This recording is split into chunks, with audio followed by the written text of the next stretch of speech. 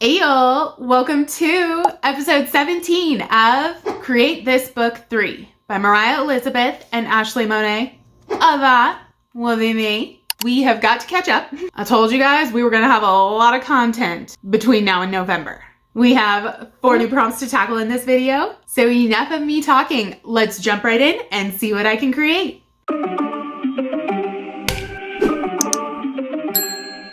Starting off, we have create candy. Invent a new type of candy and describe how it tastes. Okay, right out of the gate, I love this prompt. It is such a fun idea. My candy is going to be a hybrid of 2 of my favorite candies. The first would be rock candy. Rock candy. If you don't know what rock candy is and have been living under a rock, it's basically just sugar water that has been crystallized around a stick. It's divine, and honestly like a fun little science experiment that you could do at home if you're really patient. You know, rock candy could possibly be my all-time favorite. I'm not sure, but it's definitely way up there. Let's call it what it is, sugar blocks on a stick, but there is something to love about the simplicity of it. Now I'm gonna add some color to this rock candy for artistic reasons, but my fave has always just been like the clear, no extra flavor, just pure sugar, please. I will say one of my favorite things about rock candy is all of the sparkle and shine. So weird, but it somehow makes it more appetizing to me. Like when candy shines, I literally salivate. Please don't judge me. Now the second candy to inspire me is a jawbreaker, or as my friends in the UK would call it, a gobstopper. Because I guess that's where like Charlie and the Chocolate Factory, Willy Wonka, like that's where it came from. And I always wondered why they called it a gobstopper. Hi.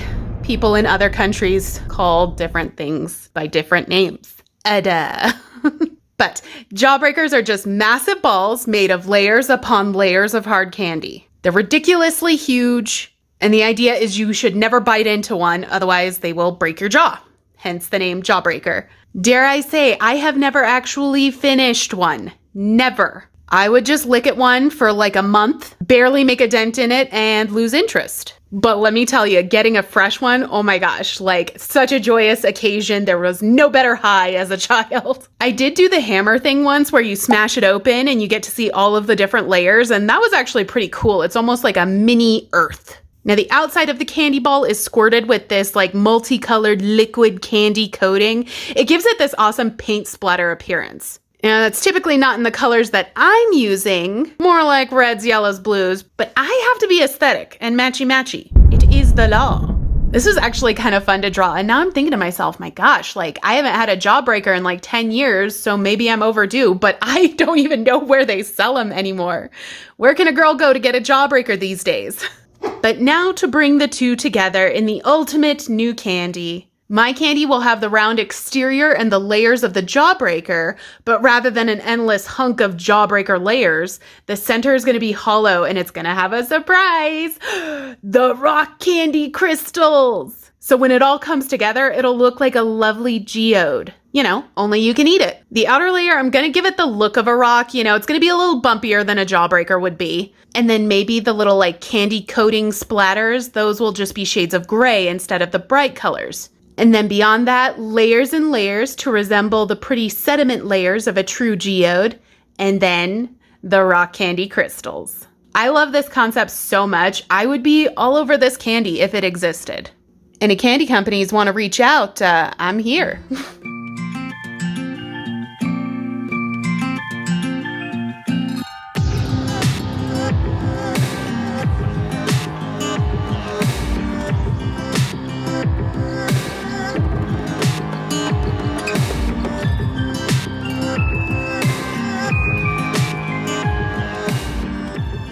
But of course, I can't drool over it until it sparkles and shines, and that means it's juicy highlight time.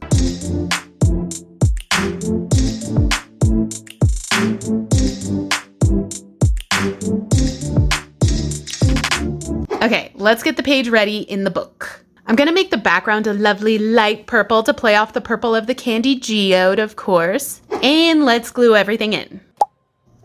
Well, there you have it, the candy geode. TM. What a fun little prompt. I love this page. I love my candy. We are starting off strong. Woohoo!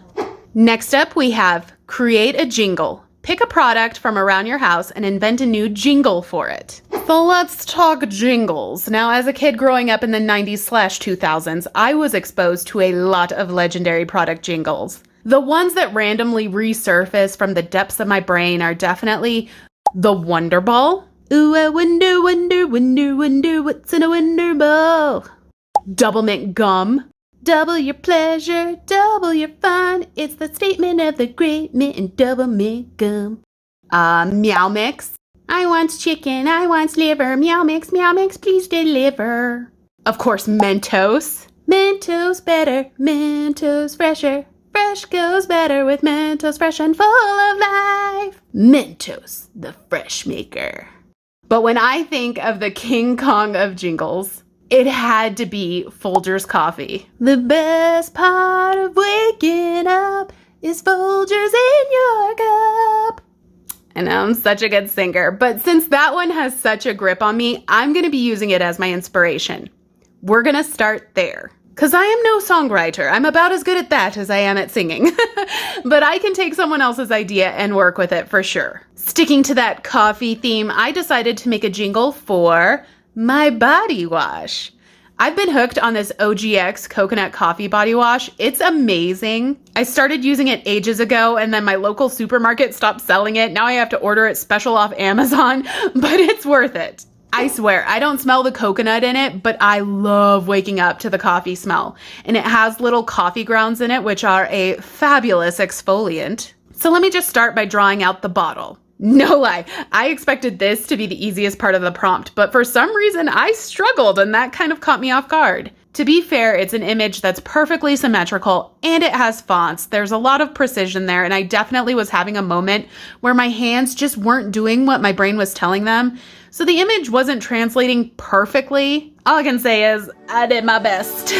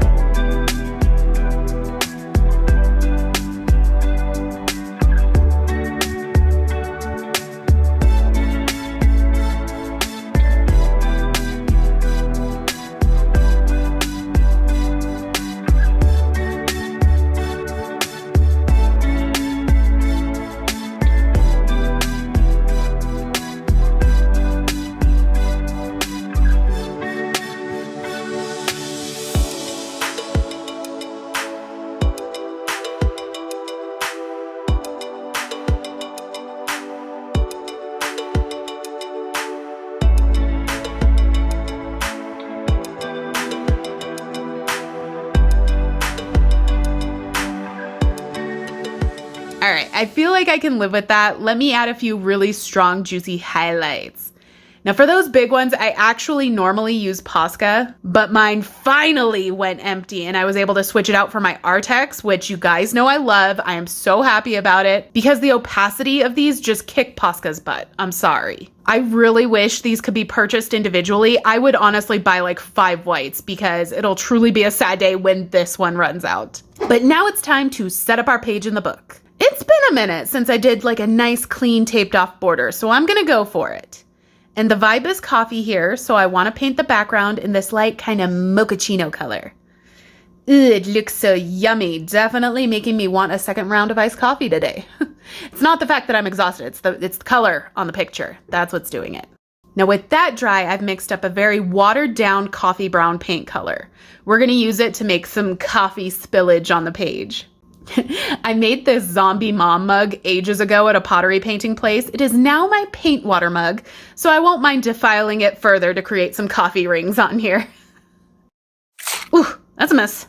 Coffee ring, coffee ring, coffee ring, coffee ring, coffee ring, coffee ring, coffee ring. And then on this side, we'll do a little splatter, and I'm gonna use my trusty dusty straw trick, been a while on that one too, to make a really good coffee splat.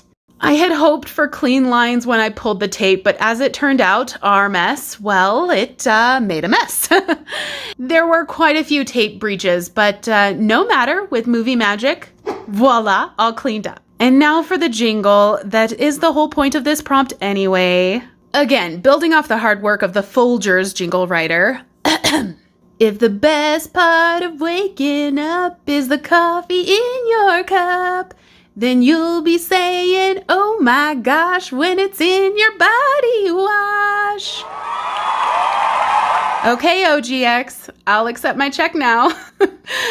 You don't have to tell me. I know it is not good. As I said, I am not a singer. I am not a songwriter. Let's leave the jingles to the pros and the art to me. Even though I had some art fails on this page. That's neither here nor there. I thought the text on this was a little hard to read, so I switched to white instead, and I think that's okay. Glue in the body wash. And this page is done. Is it my best work? No. But I really tried on this one, and I feel like there were some solid ideas, so can you just be nice to me? All right, let's shoot for redemption with create a scented candle. Invent a new candle scent. This was tricky because it had to be a scent no one has done. There is literally a candle for all of my favorite nummy scents. Coffee, cookies, citrus, you name it, there's a candle for it. So I knew I'd have to go a little out of the box on this one, and I chose a smell that, while it is divine, maybe might not be someone's first thought for a home fragrance. Sizzling bacon. Oh yes, I love the smell of bacon cooking. Takes me right back to childhood and a yummy weekend breakfast made by mom. I would love the fragrance, but it also might make me insane to smell it and then in the end not have any bacon to eat. Now, when it came to the candle drawing, I made a standard Yankee candle and made sure to slip a little skillet with some bacon and eggs onto the label. I couldn't decide whether to make the candle like the brownish red, like the meaty part of the bacon, or creamy white, kind of like cooled bacon grease. It sounds so gross when I'm talking about it. But anyway, since I couldn't decide, I chose both. My candle will have a lovely ombre color that shifts from bacon meat to bacon fat. Trust me, the world really needed this. And now for the juicy highlights. I had to exercise some serious self-control with the juicy highlight song in this episode. Every single prompt so far has warranted some incredible, thick, juicy highlights. It's honestly making my heart so happy. And I think this candle looks great, so let's do another. I want to go a little more unconventional with this one. Right, because bacon is the definition of a conventional scent for candles. But you know, I think we all have a few of those smells that we aren't supposed to like, but we do for some reason. For me, some of the tops are gasoline, rubber cement, acrylic, not paint. I'm talking about how nail salons used to always smell before they ditched the toxic chemicals. The yard after the grass has been cut, and my personal favorite, fresh cut wood. Oh, I love it. Anything I can do to use my miter saw, oh, you bet I'll do it. And I'll be sure to saw it extra slow so the wood gets that really burned smell. Ugh, somebody stop me. But for the label on this one, I did a few wood planks butted up to a saw blade. Simple enough. And for color, I wanted to roll with the ombre thing. Maybe that would be like the kitsch to my scented candle line. Ombre colored candles, all of them. But I shifted from black to this nice sandy wood color, so it would kind of look like wood that has been burned on the edge. The burn is critical to the smell I am trying to harness.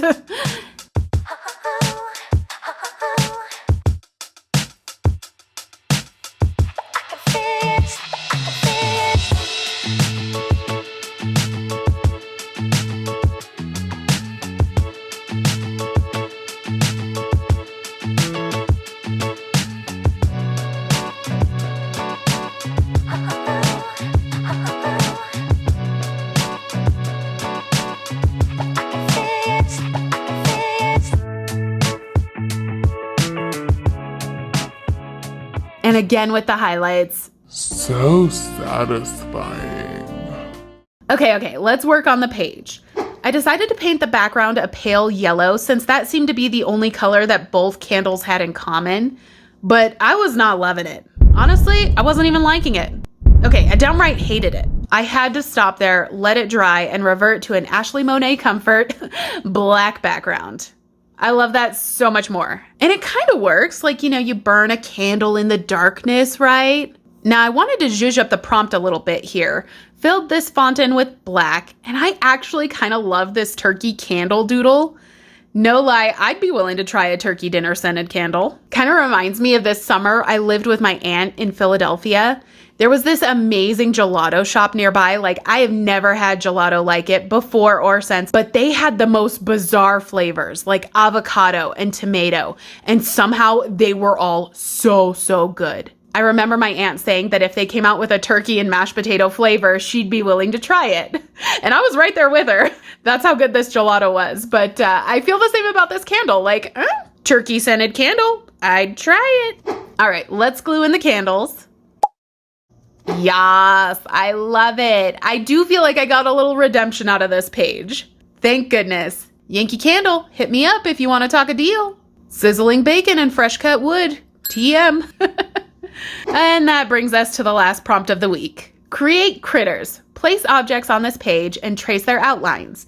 Use the shapes to create animals. This one is interesting. I have rounded up a few oddly shaped bits and bobs around the house. But to start us off, I'm going to pull from these little sticky note pads I have. I love the shapes of them. This one reminds me of a little bird body, kind of. Ooh, you know what? My little sticker slicer is kind of the same, only smaller. Maybe I could do 2 birds. Oh, little love birds. Yes, I love that. Let's give it a go. Trace them out. Okay, now I have to turn these shapes into birds. So I'm going to give them some feathers. They need little beaks, maybe some little head feathers. Of course, eyes, and they're in love, so we need a heart. We'll give them a little perch, and actually, I could use my corner rounder to give them a little birdhouse. It's like the perfect shape. This one's gonna be a fancy house with a fun little hobbit-like door, a circle window. They need some stone trim, all the bells and whistles. All right, let's get these lined and colored.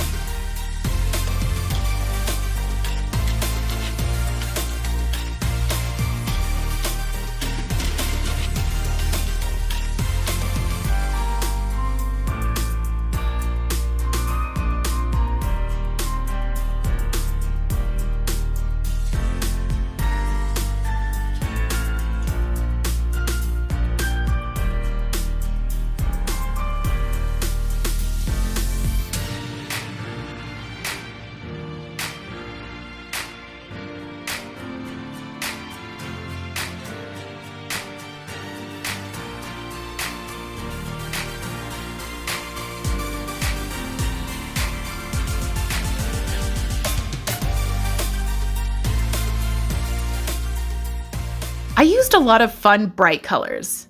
These were just giving such cute vibes, I had to lean into that. Finish them off with a few juicy highlights, and that's good for one page. It's adorable, but I gotta be honest, I don't think I could make another full, cohesive page with the items I have left, so I'm just gonna do an assortment of random critters for the next page. Let's start with the other pad of sticky notes. I look at it and I feel like I'm seeing a kitty loaf of some kind. Despite that, I found myself really struggling to lay out what position he should be in. I'm still not sold on it, but moving on. I used a tape dispenser. I was 100% certain before beginning that I wanted to make this one into a cute little whale. The tail part was a little tricky, but we got there. And next, I traced a key. I felt like the shape was giving me crocodile, so I scrambled to find a suitable croc body. I settled on a thermometer, and I think it works. Just gotta give him a couple extra body parts. Okay, one more. I couldn't resist trying to make something out of this Coke bottle cap. I felt like it needed to be something small, round, fuzzy. I got the idea to try and make a cute spider. Now, as someone who hates spiders, this is such a contradiction, but I want to try. I mean, Pixar did it, right? Let's try.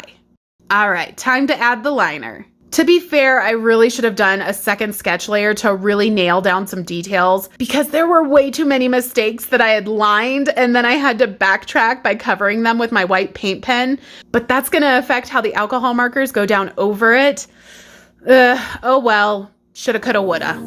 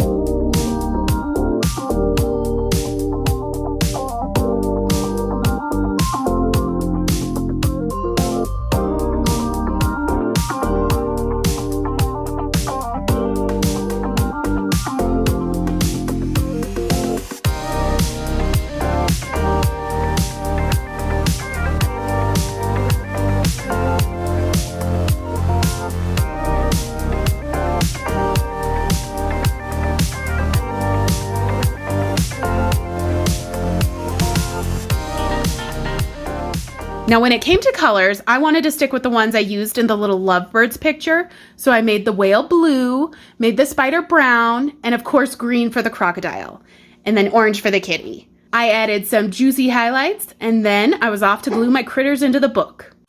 There we are, and I just kept it simple, adding a little label to each of what item it was that I traced to make each critter. I think this page is cute. It's definitely simple, not really my style, but the prompt was a little out there, and I did what I could to make critters that were recognizable. Anyways, let's take a look back at the first prompt of the day.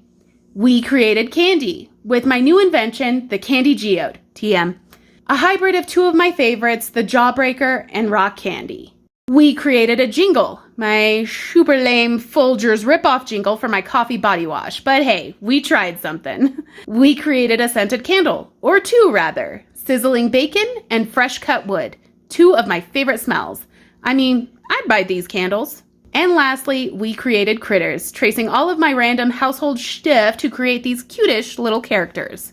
You know, not a bad bunch of prompts here. And there we are, another week down. I actually really like these prompts. I kind of haven't been shy about the fact that Create This Book 3 is not my favorite. These prompts felt much better. I liked them. I hope you guys did too. Don't forget, Tuesday, October 1st, I've got my shop going live at 5, and then I have my live at 12:30. I hope y'all will join me. Thank you guys so much for watching. We're getting close, we're getting close. But until next time, goodbye.